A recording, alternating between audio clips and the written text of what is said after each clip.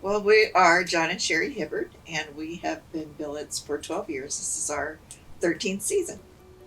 We started the first season with just a couple games, and then after that, pretty much all games all season. The silly string was the best. I was so excited when they announced the silly string for last spring. I ran right out to Walmart and got my silly string. So I wasn't sure you could even buy it anymore. I was ready, but dang. It was all because of our son. He decided after going how many years to the games, it'd be fun to have one of them live with us. So he hounded us, and we finally agreed. But it was one of our ways of, for me anyway, of giving back to the Stars organization because it gave me time to spend with Christopher. So it was something he and I could do together because we usually went to the games, and it was just kind of a payback. I was still fairly new to hockey, and I remember meeting Jimmy McGroarty was the coach at that time. And I went to the first parents meeting, and it was right before our first player came. And he happened to be a goalie. And I remember Jimmy saying, "Are you ready? He's a goalie, you know." And I was like, "Yeah, I know." And then I came home and I said to John, I said, "What did he mean by that?" And he says, "Goalies can be kind of weird sometimes." A lot of the parents we've stayed really, really close to. But it's always interesting, and I tell the moms every year when they bring their boys here, I don't know how you do it. I don't know how you walk into a stranger's home, people you've never met, and just drop your son off, because I think that would just be so nerve-wracking. But every one of them say, once they've spent a little time with us, that they're really comfortable that their son's going to be okay. And so then from there, it's just getting to know them better and continuing those relationships. And we've had a lot of fun being able to continue that on for a lot of years. You talk about hockey being a small world.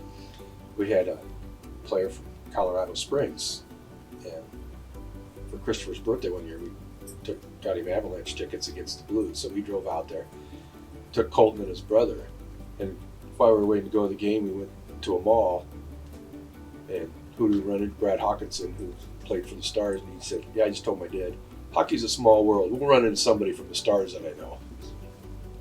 So it's kind of like that. It's a close-knit group. From the outsiders, they don't really realize how tight a group it is. I mean, the friendships and stuff stay. But yeah, it's been great. They know what they're here for, and it's really important to them. And so they are usually very respectful and just really nice kids all around. The hockey community, like John said, is super tight. It's a small world when it comes to hockey. So we always meet people who know people who know people, kind of thing. And I know we had one guy who was coming to live with us, and we were just doing our introductory call with him. He hadn't actually come yet. And I said, "Well, do you know Charles Williams, who had lived with us before?" And he said, "Yeah." And I said, "Well, Charles used to live with us." And he said, "He loved you guys." So that connection also, I guess you establish your reputation with it all as well, because it is so tight. But it also makes the boys feel more comfortable that they know somebody who's been through the experience, and it's been a good one. I would tell them it's a great experience, and you meet so many new friends. Uh, the relationship you build with the kid and their family is lasting, and it's just a great experience. You get so much more back than you give, and that's the main thing. Is don't hesitate to do it.